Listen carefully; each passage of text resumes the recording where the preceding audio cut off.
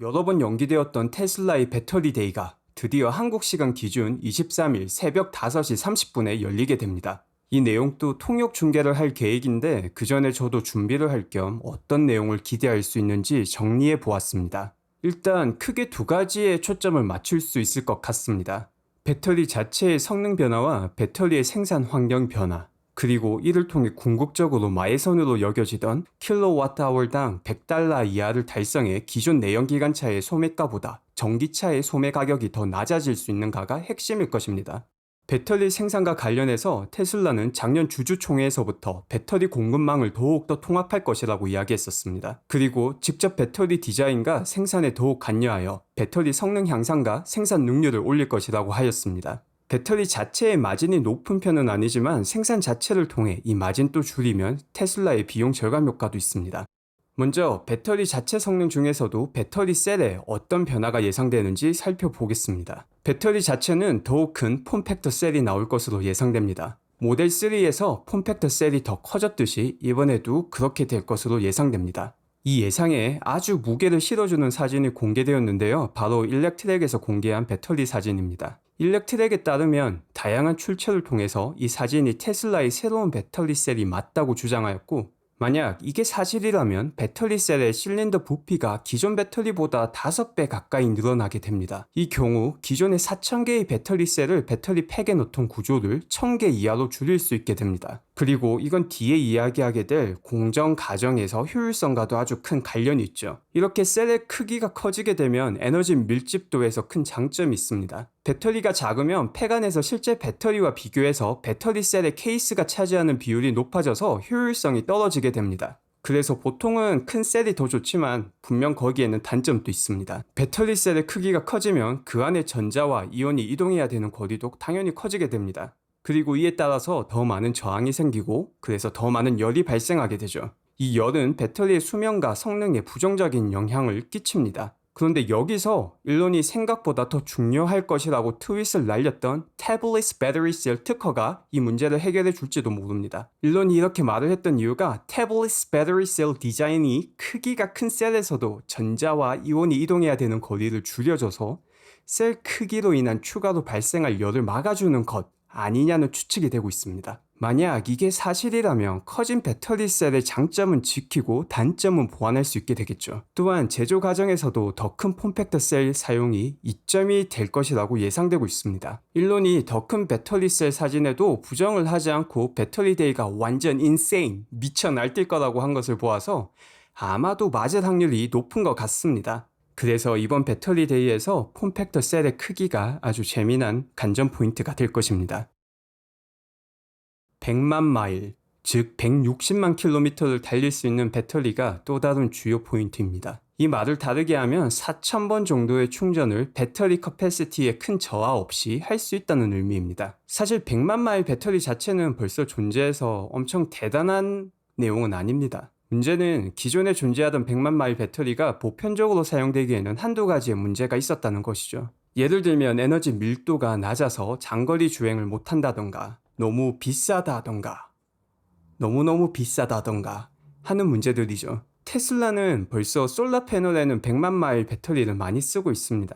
다만 위에 말한 문제점들로 인해 전기차에 쓰고 있지 않았을 뿐이죠. 이전에 테슬라에서도 전기차에서도 100만 마일 배터리를 달성하고자 한다고 했고, 또 미래에 계획하고 있는 완전 자동 주행이 이루어져서 완전 자동 택시로 나아가기 위해서는 이 100만 마일 배터리가 필수입니다. 이번 배터리 데이에서 가격 혹은 수명과의 타협 없이 배터리 수명이 얼마나 늘었는지 보는 것이 주요 관전 포인트가 될 것입니다.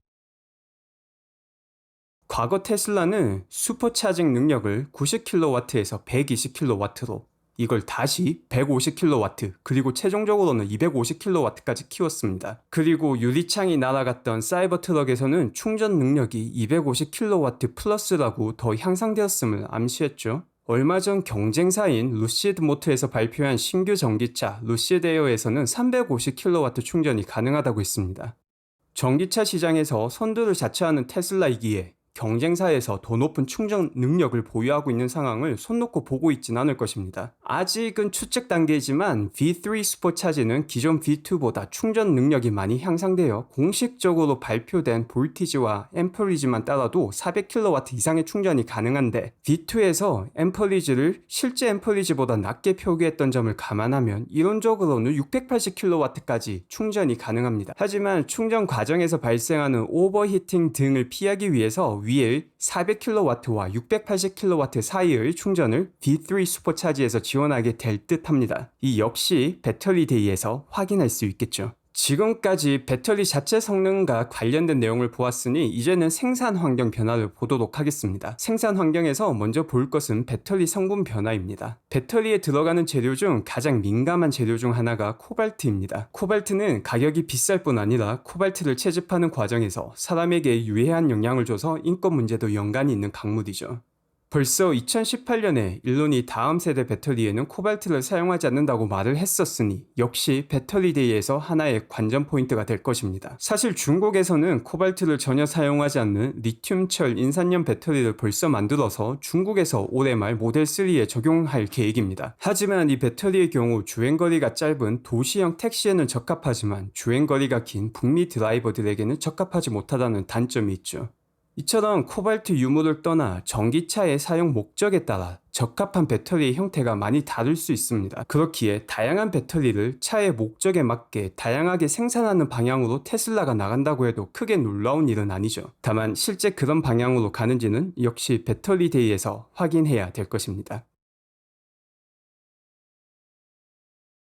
다음 관전 포인트는 셀에서 배터리 모듈로, 모듈에서 최종 배터리 팩으로 이어지는 3단계 기존의 배터리 구조의 변화 유무입니다. 이렇게 모듈 형태를 선택한 이유는 초기 로드스터의 배터리를 교체할 때 배터리에 문제가 있을 경우 팩 전체가 아닌 모듈 단위로 교체를 하기 위해 만들어졌습니다. 그런데 이게 벌써 10년도 더 지난 일이죠. 그동안 배터리가 많이 발전하였고 관련 노하우도 쌓였습니다. 그래서 이런 모듈 형태가 더 이상 유지되지 않을 가능성도 있습니다. 모듈이 존재할 경우 제조 과정에서 한 단계 더 공정을 거쳐 효율이 낮아지게 될 뿐 아니라 배터리 팩의 최종 볼륨도 더 크게 만들죠. 과거 일론이 미래의 배터리는 이 모듈 과정을 생략하고 바로 셀에서 팩으로 간다고 하였으니 이 과정이 이루어질지 확인하는 것이 배터리데이의 재미난 관전 포인트입니다. 생산 환경의 가장 큰 변화는 두 개의 주요 기업 인수였습니다. 그중 가장 큰 기대를 받고 있는 게 맥스웰의 인수입니다. 맥스웰의 인수로 상당히 의미 있는 배터리 제조 기술들을 얻게 되었습니다. 결론적으로 에너지 밀도를 높이고 생산 시간을 줄이며 생산 면적도 줄어들게 된다고 하니 종이에 적힌 것로만 보면 거의 완벽한 인수죠. 분명 배터리데이에서도 관련 내용을 상당히 많이 이야기할 듯 합니다. 분명 제조 공정에서 큰 성과가 있겠지만 어느 정도인지는 조금 더 기다려서 실제 배터리 제조 아웃풋을 봐서 확인이 필요할 듯 보입니다. 그리고 다음 중요한 인수는 캐나다 회사인 하이바입니다. 이 회사의 경우 배터리 제조 과정의 자동화 기술을 보유한 회사이니 맥스웰과 하이바의 기술을 접목하여 테슬라 성장의 가장 큰 병목이던 배터리 제조 능력을 대폭 향상시킬 수 있을 것으로 기대되고 있습니다. 사실 이 밖에도 정말 많은 이슈와 포인트들이 있지만 제가 급하게 자료를 준비하다 보니 이 정도에서 마치고 실제 내용은 배터리데이 통역 중계를 하며 확인할까 합니다. 만약 23일 새벽 5시 30분에 진행되는 통역 중계 방송도 함께하고 싶으시다면 반드시 구독과 알람 설정을 하셔야 찾아오실 수 있습니다. 제 채널 이름이 좀 특이해서 구독을 안 하시면 오고 싶으셔도 못 찾아서 못 오실 수 있습니다. 그럼 다들 좋은 하루 되시고 생중계 때 또 뵙도록 하겠습니다.